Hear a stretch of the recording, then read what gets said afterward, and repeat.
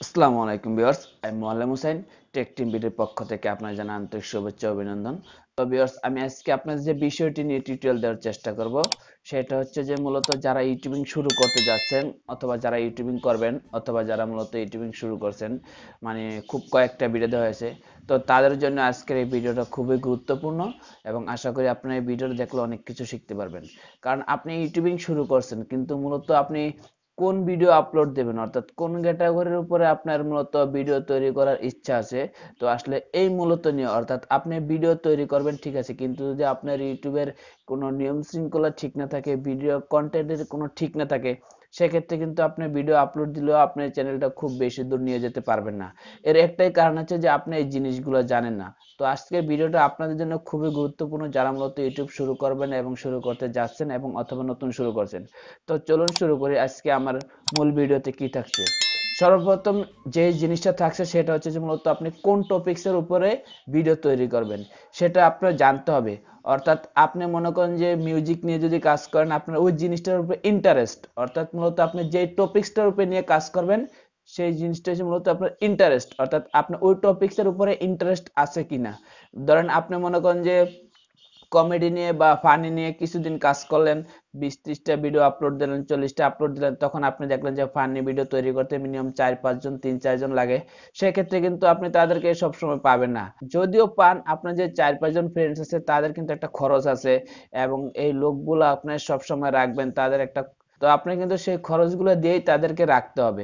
আপনি মূলত যখন একজন ইউটিউবার হিসেবে যাত্রা শুরু করছেন তখন কিন্তু আপনার কোনো ইনকাম নাই, তাহলে আপনি যে 4-5 জন রাখবেন তাদেরকে কিন্তু আপনার কিছু একটা টাকা দিতে হবে বা তাদের সাথে একটা খরচ করতে হবে। সেই টাকাটা যদি আপনার না থাকে তারা হয়তো আপনাদের সাথে কিছুদিন থাকবে, সর্বোচ্চ এটা আনন্দের বিষয় মনে করে তারা হয়তো আপনার কাছে 1 মাস 1.5 মাস থাকবে, কিন্তু আপনি 1 মাস 1.5 মাসে যে ইউটিউবে সফল হতে পারবেন বা তারপর থেকে যে আপনি টাকা উঠে তাদের পিছনে খরচ করতে পারবেন এটা কিন্তু শিওর না। তাহলে আমি আপনাকে বলবো, হ্যাঁ আপনি ফানি ভিডিও নিতে পারেন যদি আপনি এটা কন্টিনিউ করতে পারেন।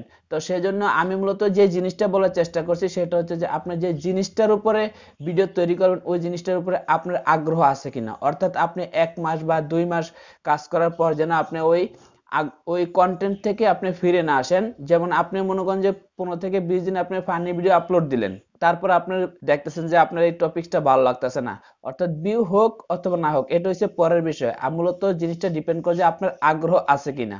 আপনি 15 অথবা 20 দিন আপনি কমেডি বা ফানি ভিডিও আপলোড দিলেন, তারপর দেখলেন যে ভিউ হয় না। যখন দেখলেন যে আপনার ভিউ হয় না তখন সেক্ষেত্রে আপনি আবার গেমিং ভিডিও আপলোড দিলেন। কিন্তু এক্ষেত্রে কি হচ্ছে, এক্ষেত্রে কিন্তু আপনি টপিক চেঞ্জ করতেন, অর্থাৎ যারা প্রথম আপনার যে ফানি ভিডিওতে মনে করেন যে 100-200 সাবস্ক্রাইব আসছে ওই ভিডিওগুলো দেখা, তারা কিন্তু আপনার মূলত আপনি পরবর্তীতে যখন আপনার কন্টেন্ট চেঞ্জ করে আপনি গেলেন গেমিং ভিডিওতে, কিন্তু তারা কিন্তু যে পূর্বে যে সাবস্ক্রাইবার তারা কিন্তু আপনার গেমিং ভিডিও দেখার জন্য তারা আপনার চ্যানেলটি সাবস্ক্রাইব করেননি। সো সেই জন্য আপনি কিন্তু ইচ্ছা করলেই কন্টেন্ট চেঞ্জ করতে পারেন, কিন্তু আপনার চ্যানেলের জন্য এটা ভালো দিক না। আপনি যদি কন্টেন্ট চেঞ্জ করেন সেক্ষেত্রে কিন্তু আপনার সাবস্ক্রাইবাররা আবার চলে যাবে। তো অনেকে দেখা যাচ্ছে যে কিছুদিন মনে করেন যে ফানি ভিডিও দেয়, কারণ এটা হঠাৎ রাস্তাঘাটে যখন একটা ভিডিও পাইলো সেই ভিডিওটা আপলোড দিল, আবার কিছুদিন গেমিং ভিডিও আপলোড দিল, কিছুদিন স্পোর্টস ভিডিও আপলোড দিল, কিছুদিন ব্লগস ভিডিও আপলোড দিল, কিন্তু এইসব কিন্তু আপনি মূলত একটা চ্যানেল করে দাঁড়াইতে পারবেন না। এর একটা কারণ হচ্ছে যে আপনি যখন ওই চ্যানেলে অনেকগুলা বা বিভিন্ন ক্যাটাগরি ভিডিও আপলোড দেন তখন আসলে ইউটিউব আপনাকে এমনটা ভেবে নেয় যে আপনি মূলত কোনো একটা বিষয়ে এক্সপার্ট না, যার কারণে আপনি যখন যেটা মনে চায় ঠিক তখন সেই ধরনের ভিডিও দেয়। আর ইউটিউব যখন আপনাকে এরকম ভেবে নেয় তখন কিন্তু আপনার ভিডিওগুলো সে ইমপ্রেশন করবে না, অর্থাৎ আপনার ভিডিওগুলা আরো যারা ইউটিউবার আছে বা আরো যারা ভিউয়ার্স আছে তাদের সামনে কিন্তু আপনার এই ভিডিওটা শো করবে না।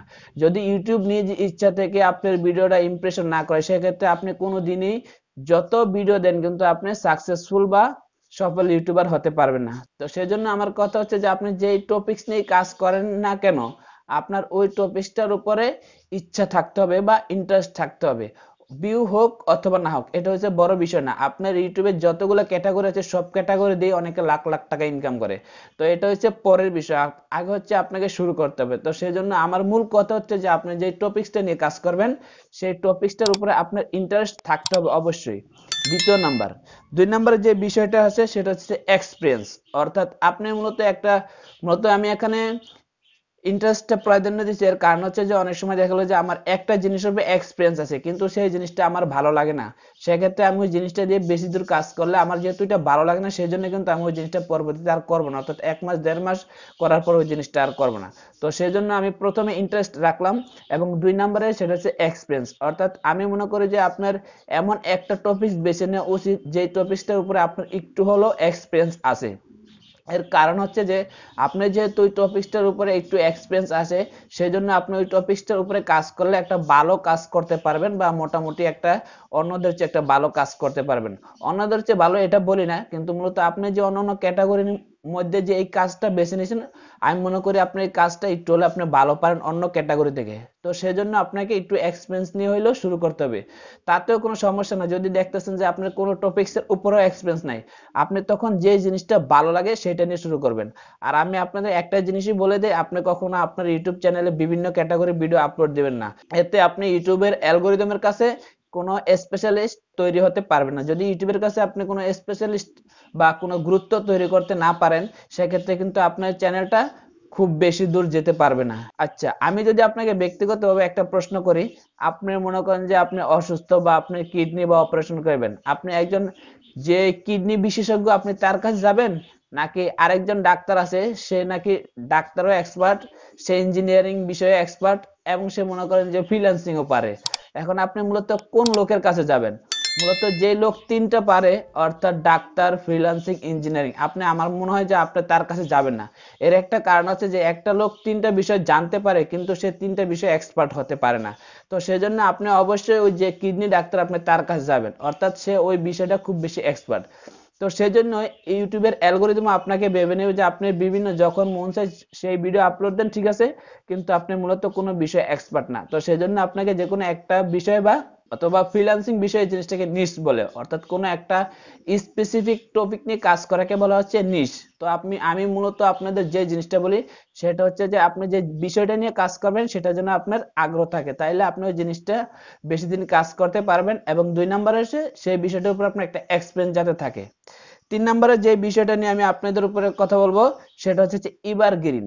এভারগ্রিন জিনিসটা হচ্ছে আমি আপনাদেরকে এরকম ভাবে বোঝাই, অর্থাৎ আপনি যে টপিকসটার উপরে কাজ করছেন এই টপিকসটাকে মূলত সারা বছরে এটা একটা ভালো পজিশনে থাকে নাকি, অর্থাৎ চাহিদার উপরে থাকে নাকি, অর্থাৎ মূলত এখানে এই কন্টেন্ট গুলোকে আমরা ফ্রিল্যান্সিং এরা তিনটা ভাবে ভাগ করি।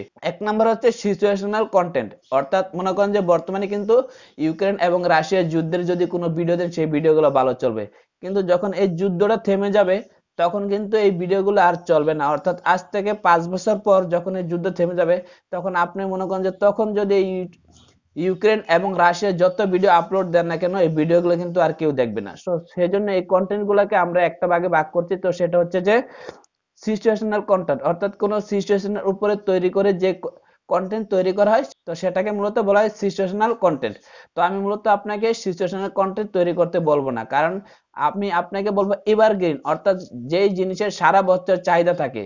তো তারপরে আসি যে সিজনাল কন্টেন্ট, অর্থাৎ মূলত যদি আমি আপনাদেরকে বলি যে সিজনাল কন্টেন্ট কি, সিজনাল কন্টেন্ট হচ্ছে যদি মনে করেন যে ক্রিসমাস গিফট বা ক্রিসমাস ডেতে যে ওদের অনুষ্ঠান হয় হিন্দুদের, তো আপনি যদি অনুষ্ঠানের উপর ভিত্তি করে ভিডিও তৈরি করেন ওটা কিন্তু শুধু অনুষ্ঠানের সময় চলবে, অর্থাৎ ওই অনুষ্ঠানে কি কি জিনিস বিক্রি হয় বা অনুষ্ঠানটা কিভাবে পালন করা হয়, ক্রিসমাস ডেতে কি কি গিফট দেওয়া থাকে এবং ওই অনুষ্ঠান সম্পর্কে ভিডিও তৈরি করেন, সেক্ষেত্রে আপনার ওই অনুষ্ঠানটা যখন উদযাপন করা হয় ঠিক তখনই কিন্তু আপনার ভিডিওগুলো ভালো চলবে। তো সেটাকে বলা হচ্ছে সিচুয়েশনাল কন্টেন্ট, অর্থাৎ প্রতি বছরে যে একটা নির্দিষ্ট সময় তাদের উৎসবটা হয় ঠিক তখন ওই ভিডিওগুলো ভালো চলে। কোন একটা নির্দিষ্ট সময় যে জিনিসের চাহিদা থাকে আপনি ওই জিনিস নিয়ে কখনোই কাজ করবেন না, কারণ ওইটার ওই সারা বছর ওই জিনিসটার চাহিদা থাকে না, শুধু একটা নির্দিষ্ট সময়। তো সেজন্য এবার আছে এভারগ্রিন।